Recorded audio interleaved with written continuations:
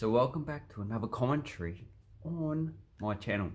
So I like to talk about subjects I have no authority in and I have pretty much little information about. So this is pretty much just a layperson's observation of the world around me. And today we're talking about the joint US, Australian and British declaration to pretty much have the same type of sub, so buy nuclear submarines. Well, as far as I know, the nuclear technology in the submarines is it's pretty safe, because I don't think there's been many accidents on nuclear submarines. But this is not about the safety of the actual equipment. This is not Indonesia where a submarine sink. I'm just concerned that the government here is just wasting money. And now they have angered the French government because the previous submarines that they had, they were buying off the French, but they were a disaster. So the government's pretty much scrapped them. And the French is pretty angry because of that. I'm not surprised, but the French should have got their act together, so we could have had the submarines by now. If that was the case, the government might not have entered into this agreement. Well, they might still have. And, we'd have a fleet of submarines, which pretty much we don't really have now. So to make an alternative arrangements. So France, get your ass into gear. As for the treaty, why is anyone surprised? Australia has been an ally of the United Kingdom and the United States. Pretty much where their little side, mate. Yeah, look at, this is my friend.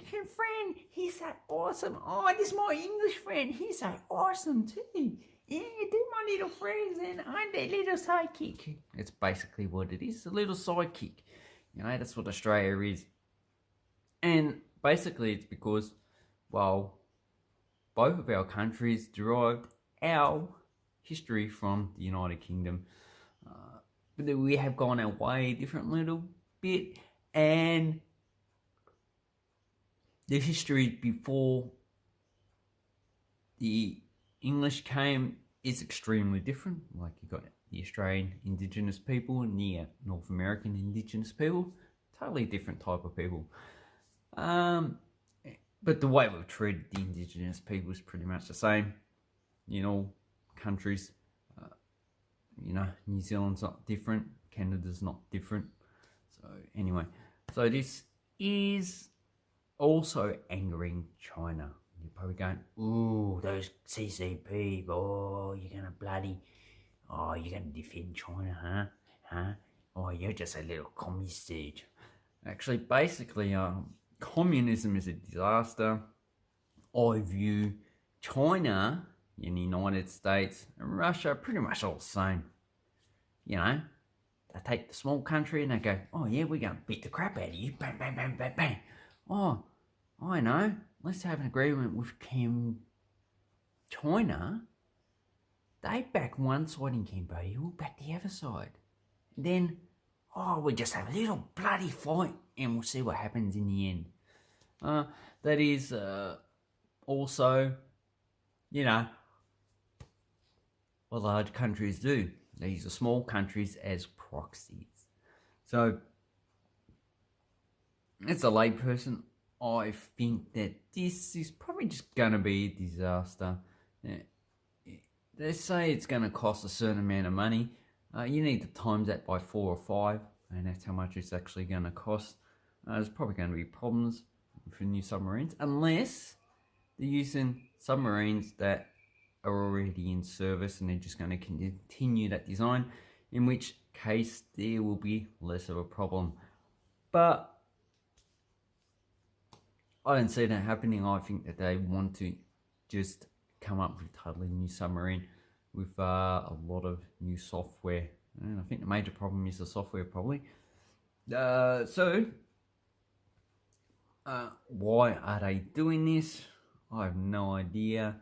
But I would say it's probably one of the defenses against China. The Chinese submarine fleet's probably small and not really going to pose a threat. The Navy is really not a threat. It's mainly that they might increase their naval forces in the future. Who knows? This is just a guess. The federal government will also invest $5.1 billion in upgrades to the Hover-class destroyer, the combat management system, so creating more jobs. So they're going to do that in Australia. So that's a win-win. They're going to do that in Adelaide. And, the city of churches that no one actually wants to go to. And yeah, so apart from that, I don't know why they view China as a threat. We're going to protect our trade routes with China against China. Seems a bit weird. China has no history of invading countries, not like Russia and the United States. They love to do that. That's like their pastime. Which country should we invade now? I don't know. We'll just pick one, get a dot, throw it on the map, and then we'll invade. Russia. We are bored. We want to invade the country. We have Georgia. Moldova, we have Transnistria as a little sidekick to go around and cause trouble. We would like to do the Baltic states, but they're part of NATO, and we don't want mutual destruction. Mongolia seems to be a nice target. It's quite close. So anyway, that's basically what the United States and Russia does. Invade just for fun. Or oil. Hey. Basically that's it. Anyway, I'm signing out here because I've got nothing more to say. Have fun.